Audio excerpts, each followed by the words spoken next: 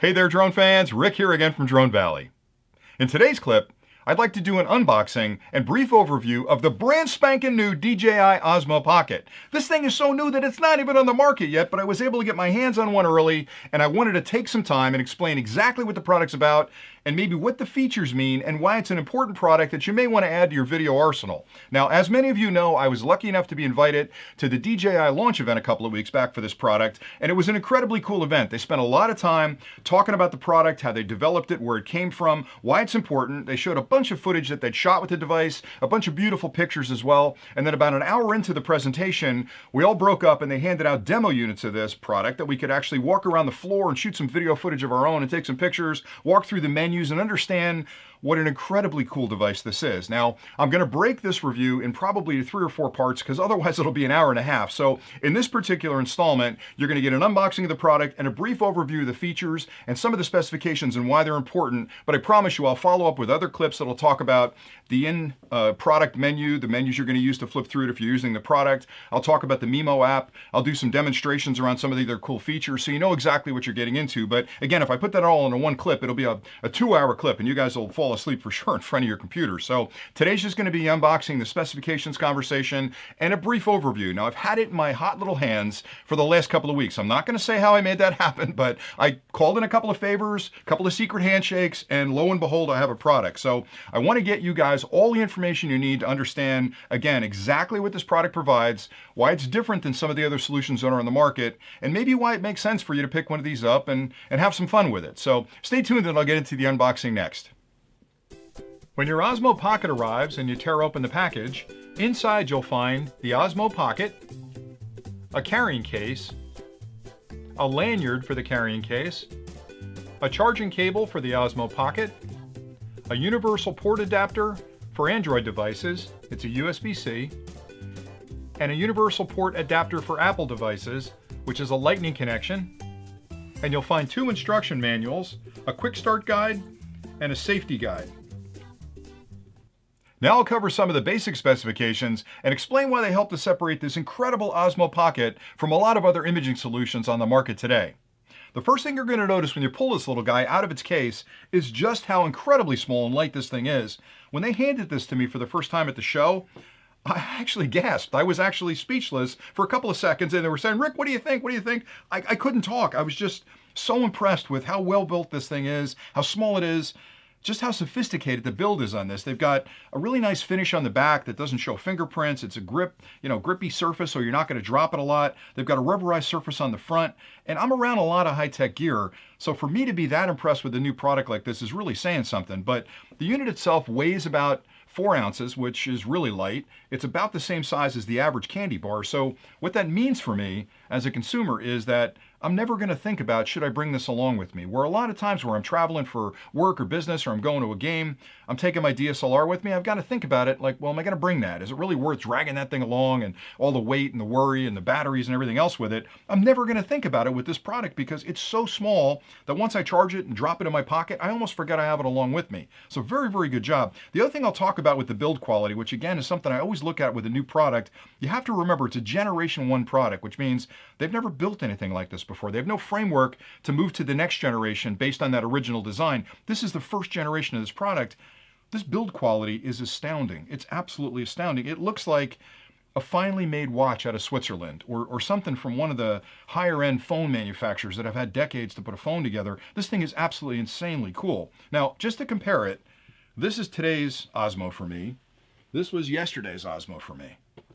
That's the original Osmo Gen 1. I still use this. I love it. I had it out yesterday. I was shooting some footage with it, but when I look at the size of these two, it's like they took this guy, hit it with a shrink ray, and boom, this guy popped out the other end. So there should have been something in between. It's like that evolutionary scale where you look at, early man and then later man, and there's a missing piece in the middle. There's a missing link someplace here, but I'm glad they came out with it. So unbelievably cool as far as size goes. So let's talk about the specifications a little bit. All right, so 4 ounces, really, really light product, but why would I care about how light it is if it didn't do a good job of recording video and taking great pictures? Because that's why I'm buying the product. So for starters, you're going to get video quality, 4K, 60 frames a second, 100 megabits a second. That is astoundingly good. That's better than most point and shoot cameras out there, certainly better than most cell phones out there. It's really better than a lot of DSLRs that are out there. So incredible video quality. It also shoots 12 megapixel pictures, and it's got some features inside there where you can enhance those pictures. So from an image capture perspective, it's way ahead of the curve. It's really an insanely cool product. As far as the camera goes, the specifications on the image sensor inside there, it's a 1/2.3-inch sensor, which is kind of state of the art. Now, I know there are bigger sensors out on some of the drones and certainly in the DSLRs, but as far as portable shooters go, that's an incredibly good sensor size. Just to compare it, a lot of people say, oh, it's a cell phone sensor. To compare that to cell phones, I just bought a brand new Apple XS Max, which is their large phone. It's their flagship product. The sensor inside that's a 1/2.5, so it's a smaller sensor in the cell phone. So it is a better sensor than that, but it's also just really state of the art as far as image quality goes. And they've got a ton of processing inside to take that incredibly rich video stream that they're capturing and enhance it even further. The unit itself has got a 875 milliampere hour battery, which gives you about 2 hours use. You don't really need the specs, but it's 7.7 volts, 875 milliampere hours. That's the kind of thing nerds like. But from a consumer perspective, what that means is you can charge it in a little over 60 minutes and you get about 2 hours or 140 minutes of use out of it. Now, I've had it in my hands for the last 2 weeks. I've been recording like crazy with this thing. I've gotten well over 2 hours with it, and that's a start-stop kind of thing. I'm not recording 2 hours straight, but I'll use it for a half an hour, use it for 20 minutes, I'll put it away, bring it back out. So you get a lot of recording time out of it. It's an internal battery, so you can't change the battery. I don't mind that. I think that's okay. A lot of people are saying, oh, it'd been great if it was a swappable battery. Works for me. It's got a USB-C connection on the bottom, which is the latest charging standards that are out there. So you can use a wall charger that you've got today with a standard USB-C cable. It comes with a USB-C cable for charging. But I like the USB-C because it opens up a ton of possibilities for future accessories. Now, I'll talk about accessories in a future clip and explain what those are about. But the fact that I can charge it through USB-C very quickly from my computer, from a wall charger, or even from a portable battery bank means I'm never going to run out of power because I always carry one of those with me. So that's pretty cool. In addition to that, the other thing that makes this incredibly cool for me, and I'll talk about some of the advanced features now that really separate it from the pack. So the first thing about advanced features, which you wouldn't think a lot about, but it really, really matters, is what I'll call boot up time, meaning when you're at a party and your family's gathered in a corner for that beautiful picture where grandpa's in front of the cake and he's about to blow out the candles, and you go, hold on a second, I'm gonna get my camera. And you whip out the DSLR, you turn it on, by the time it boots up and the screen comes to life and you can actually focus on the image, he's already blown out the candles and you've missed the picture. So that I want to take a picture to I'm taking a picture time, I'm going to call the boot up time. The boot up time on this thing is insane. It's 5 seconds. So let me hold the button. I'm going to hold it. I'll tell you when I'm going to hold it. I'll get my finger on it. Hold it. Boom, I'm ready to shoot. Grandpa can't blow the candles out that fast. So I love the fact that I can take this product out of my pocket, out of the case, turn it on, 5 seconds later I'm shooting video and it's full stream video. So really, really fast boot up time. The other thing they did, which I think is brilliant, because they could have stopped there. They could have said, look, we built this stabilized gimbal.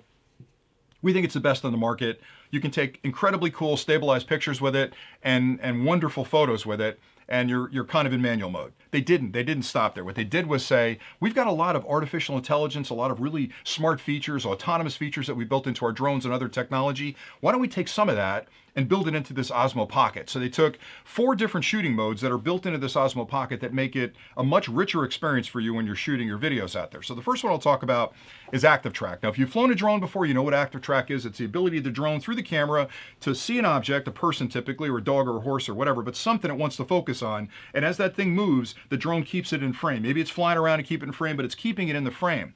This guy has active track on it, which means if I turn that on and point it at a subject and they're in front of a beautiful scene behind them, no matter what I do with this, when I pan or I move it around, it's going to keep them centered of the frame. Now, if you're a vlogger or you like to do those selfies, you can turn it into selfie mode, which means it's pointing at you. It'll keep your face in the center of the frame. So if I'm out, I don't know, in the Sahara Desert in front of the pyramids behind me, and I'm spinning this thing around, I'm going to get that beautiful background with my wonderful face right in front of it, and it's going to keep me in frame. So that's kind of cool because it takes all the framing responsibility away from you as the photographer and puts it into the brains of the product. That's just the start of it. So beyond that, you've got another mode called FPV mode, which means the gimbal's in free mode. It's going to spin around, it's going to move, but it's going to maintain a stable gimbal whenever you're moving this thing around. Now, what they showed at the event in New York City was a video footage of somebody on a roller coaster someplace with this thing in their hand, watching that roller coaster go through the spins and the flips and all that kind of stuff, and it kept a rock solid, stable image in it. Now, I'm not suggesting you do that. I mean, most amusement parks would take it out of your hands and say you can't fly with that on the roller coaster, but it was a great example of showing you how much abuse, I guess, visually it could take and still maintain that rock solid image. So pretty cool there. Another one they've got is what they're calling motion lapse, which is really a time lapse. Oh man. It's really a time-lapse function which allows you to take those pictures of a scene that's moving around and sew them together. What they do in addition to that, though, is allow you to move the camera as you're doing that. So it's more of a, it's sort of a two-dimensional kind of thing where, or I should say two-vector kind of thing, where you're recording a time-lapse, but you're moving the camera through that time-lapse. It's a very, very cool feature, and I've spent a lot of time playing with that. I'm getting much better at it, but it's going to take me a little bit more work.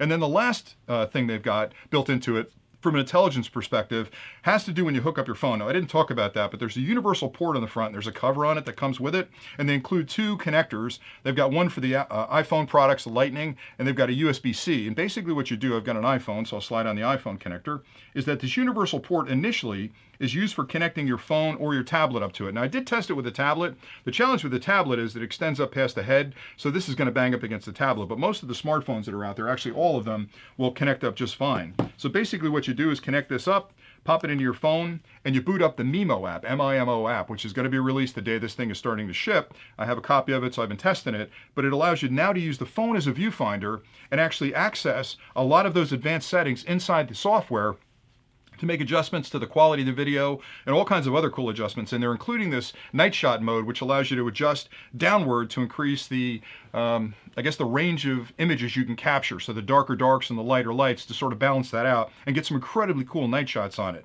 It's also nice too to use this as a viewfinder because when you're walking around, you want to get a real good feel for what you're framing and what's in the background. Now, some people have asked me initially, well, gee, can I just hang it off my phone and let it go? It's not a secure connection where you want to let this thing go, but when I use it, I hold it on both ends like this. And I'm sure there'll be accessories coming out that'll bind these two together if you want to do that, but it's completely comfortable walking around like this and filming what you need to film, so I don't think it's that big a deal, but that's run through the MIMO app, M-I-M-O, and that's another thing I'm going to cover in a future clip. So I wanted to try and give you a basic understanding of what the product can do and point out some of the features and I think why they're super important. But to me, when I look at a product like this, again, a first generation product should not be this smart. It should not be this well built or this small. This to me, again, I say it all the time about DJI, they're breaking new ground everywhere they go. When they came out with a stabilized gimbal like this, that was an epiphany for me technically. When I looked at something like that and said, you've put a master cinematographer's tools in my hands at a consumer price, thank you for that.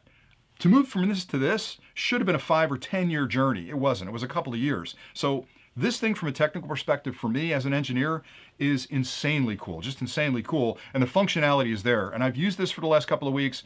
Everywhere I go, this thing is with me now. I don't leave the home without it because it really has the functionality to capture the video I need, the pictures I need, at a moment's notice with a quick boot up time in a tiny little package that delivers everything I needed to deliver. One of the things I think I covered before, but if I didn't, I want to say it now, is I've carried a lot of SD cards with me. So it takes a micro SD card on the side. And if you're shooting for a long period of time on vacation, I'd recommend carrying a couple of those with you so you can pull one out maybe the second day of the vacation and either transfer the photos to your computer or just put a fresh card in there so you don't lose all those photos. But I really think, to get back to the assessment of this, I really think they've spent a lot of time thinking through everything you're going to need to go out there and create these wonderful videos and pictures. And it's all built into this Osmo Pocket product, so I'm blown away by it. So stay tuned, and I'm going to show you some footage I've captured with it and some pictures I've taken on it next.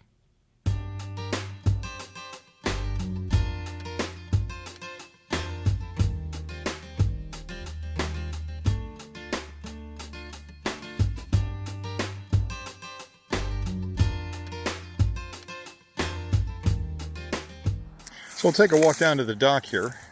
Again, a bit of a grade, kind of a gravelly surface. See how well this stabilization works. Beautiful lake. Get out in the dock and give you a look at what the water looks like. A couple of birds hiding in the tree there. Let's see what we got out here. So again, just a gorgeous view. One of my favorite places to go to relax, and every now and then I'll fly my quad out here, but I just love this view. Good fishing too. So there's a view of the lake. And again, very stabilized footage, which is incredible. Very, very nice.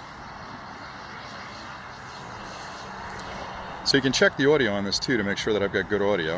I think it's going to be pretty rock solid because it's got two microphones, one on the front, one on the back.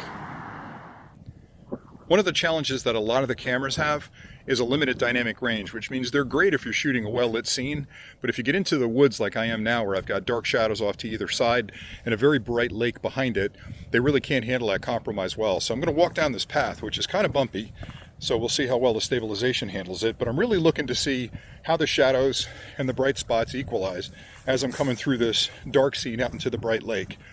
So let me walk down a little further. We'll take a nice look across the lake. Looks great on the screen, so I'm assuming that the video is incredible. Beautiful day here. So there's the lake. Do a little pan around. I'm also curious how the audio handles the lapping water and the wind that's blowing past.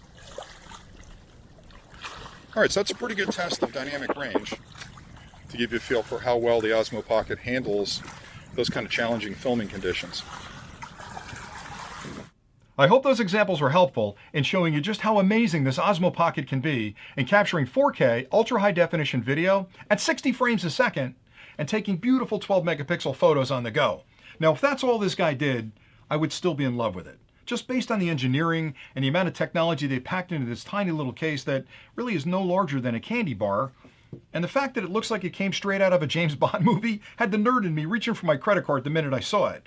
But DJI didn't stop there.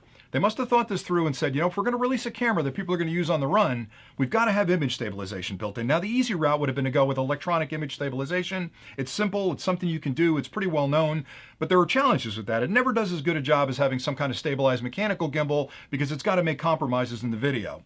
So I'm sure they walked into the labs that design their gimbals and said, hey guys, we have a challenge for you. We're going to build this really small Osmo. Can you shrink that gimbal down and fit it on the top of this unit? Now, engineers love a challenge, so I'm sure those guys were talking about it and thinking, yeah, we can do that. Give us a couple of weeks and we'll see what we come up with. So lo and behold, they've got a 3-axis stabilized gimbal that's tiny. It's tinier than any other gimbal they've ever built.